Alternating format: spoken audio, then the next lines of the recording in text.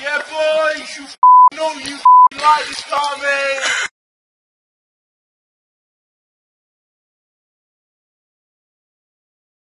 Oh,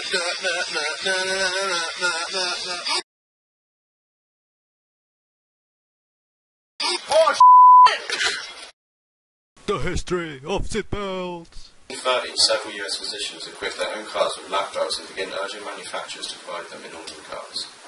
In 1958, Niels Bolin, a Volvo design engineer, patents the basics of proper restraint systems for car occupants, better known as a three-point safety belt, which is a commonly used belt today.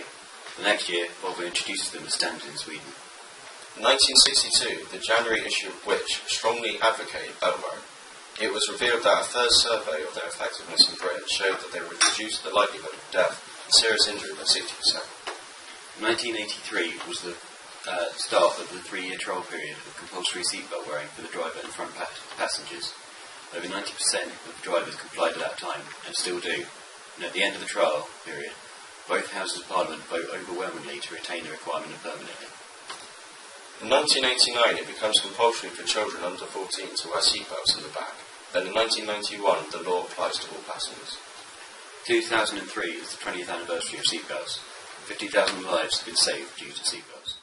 The mechanism of seatbelt.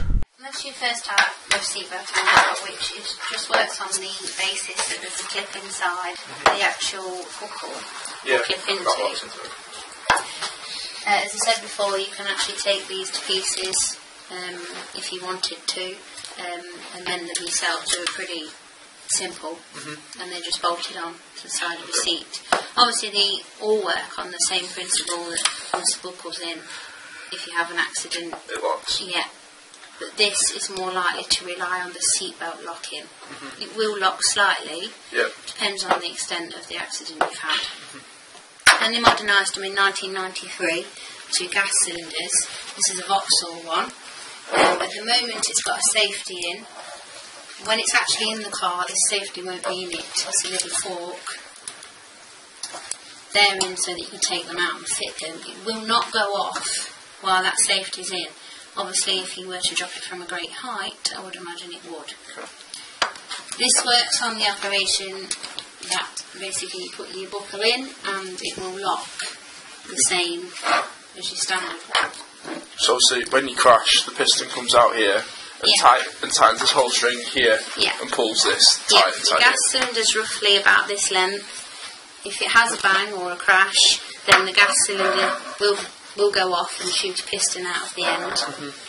When it does that, obviously it will tighten up the grey wiring, which you can just see here, and it will also shoot a yellow tag out the end to let you know that seatbelt's gone off. Once it's gone off, you can't put another buckle in. It will just pop it back out. It won't even accept it. You probably could take the casing off, but I wouldn't want to risk it, because once that tag's gone, it's redundant. You can't do anything with it. These can't be reconned. Once the gas is gone, it's gone.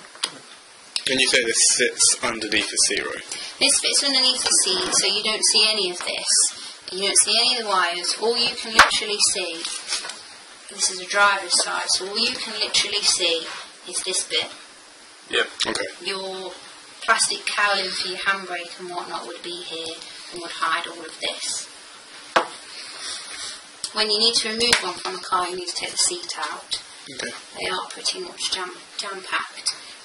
When this does go off, it's designed to go off into the footwell, so it won't harm any passenger. Then they modernised them and made them smaller. This is a typical Ford one, but it doesn't have the tag that shoots up when the gas has gone off. So you won't know whether it's gone off at the end? You won't know that this one's gone off, no.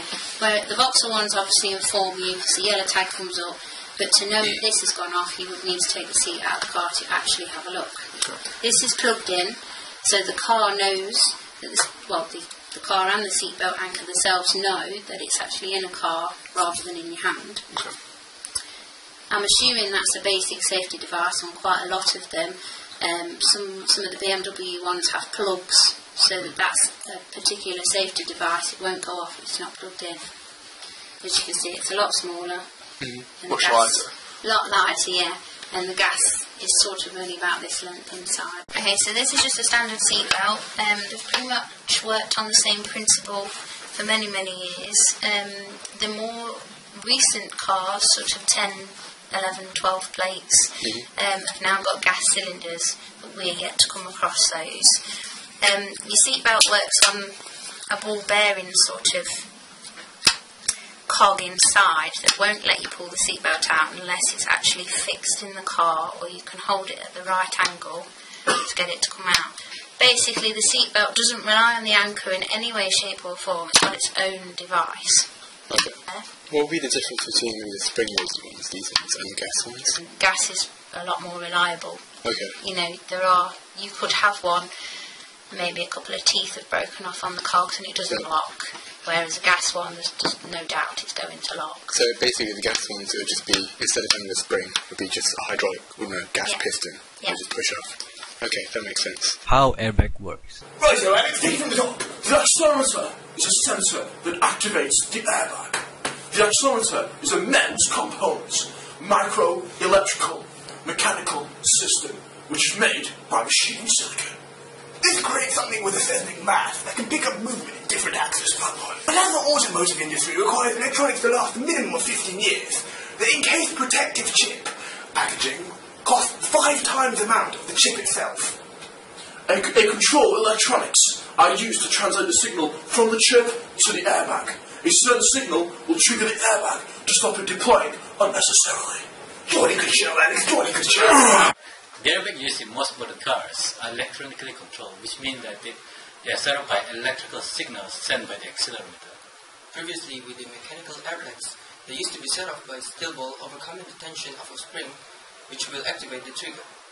And the front airbags will be triggered by collision with a stationary solid object at a minimum speed of 12 to 20 miles per hour. In this case, when the airbag is triggered, it ignites a sodium-based compound that produces a nitrogen gas. This expands the bag, which will tear the central disc out of the steering wheel and allow the bag to expand. This whole series of events described here typically will take only 0.15 seconds. And the material that is mostly commonly used for the airbag is a polyamide such as nylon.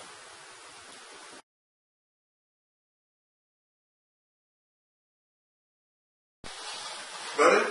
Yo, geezer, what are these bad boys out there? Oh, bruv.